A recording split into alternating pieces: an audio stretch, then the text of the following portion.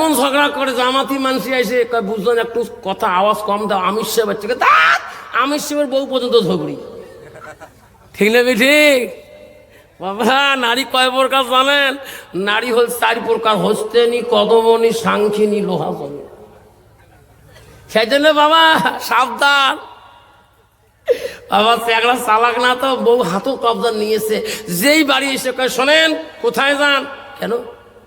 আমার বাবা জোর করে বিয়ে দিছে, মাও এখনো রাজি নেই, আজ 2 সর মাচ্চা মা হইলাম, আজকে মা থাকবে না, আমার মহব্বত আসবে নাকছে, তাড়াতাড়ি জলেশ্বর যাও। কে? আমার মা বড় লোকের মেয়ে, ছোট মাছ খায় না।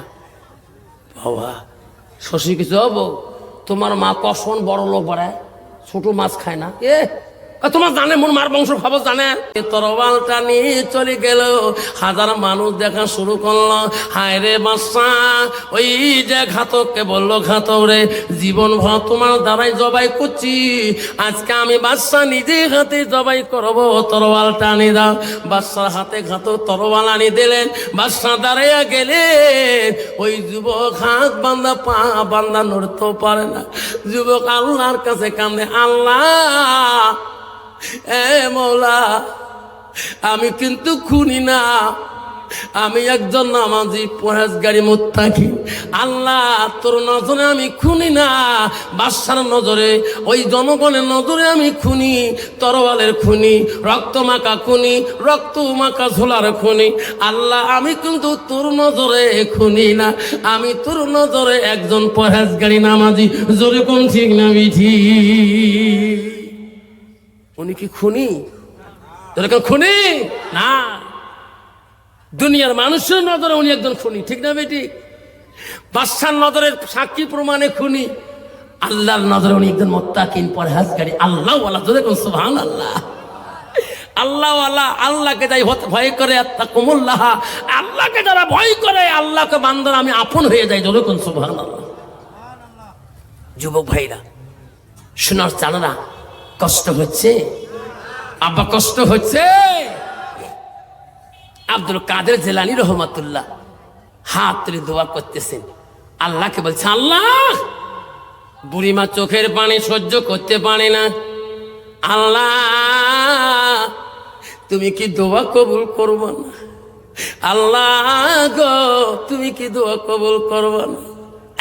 যতক্ষণ পর্যন্ত আল্লাহ আমার দোয়া কবুল করবা না, অতক্ষণ আমি আব্দুল কাদের জিলানী দোয়া শেষ করব না।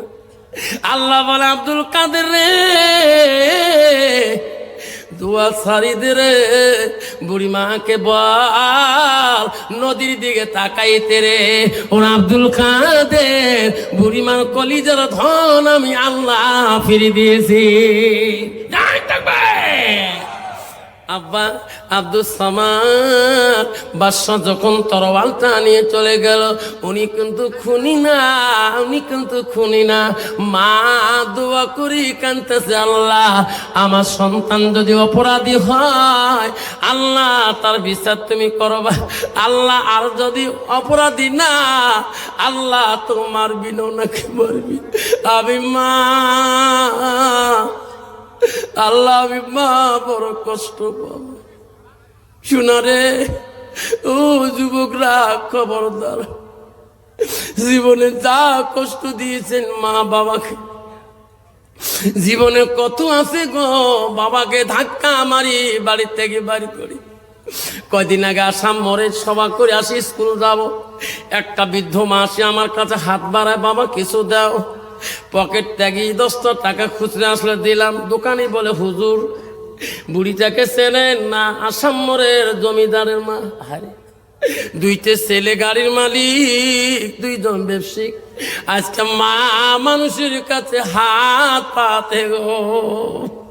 যাই বলতো রে, শোনার চাল্লা খবরদার, বিশ্ব নবী রাসূলুল্লাহ সাল্লাল্লাহু আলাইহি সাল্লাম সাহাবা আজমান নিয়ে যেতেছে, এমন সময় আল্লাহ রাসূল দাঁড়াইয়া গেলেন।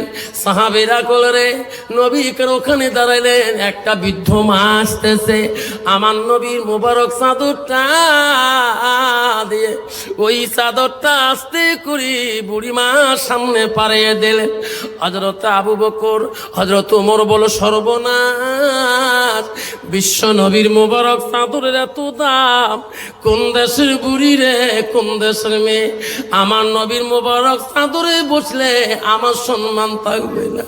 আল্লাহ রসুলের সাথে বৃদ্ধ মাটা গল্প করে চলে গেল, আমার নবীর সাথে কি বা কথা বলে গেল। হযরত আবু বকর ওমর বলো ওগো নবী, ওই চাদর মোবারককে আমরা এত সম্মান করি, ওই মেয়েটা বৃদ্ধ মাটাকে আপনি চাদর মোবারক কেন বসতে দিলেন? নবী বলছে আবু বকর রে, ও মোর, ওই বৃদ্ধ মাটাকে চেনেন না?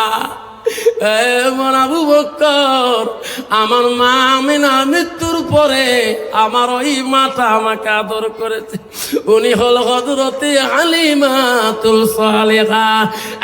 আবু বকর ওমর, তুমি জানো না এই আমার চাদর থেকে ওই মা দুধ মাটার এত সম্মান বেশি নাই থাকবে? আব্বারা কষ্ট দিতে চাই না, সেই জন্য বোনার আব্বার আমি বলছি, আমার মা বোনকে বলছি, মা আমার জলেশ্বরে মা বোনেরা, আমারও মা বোনেরা,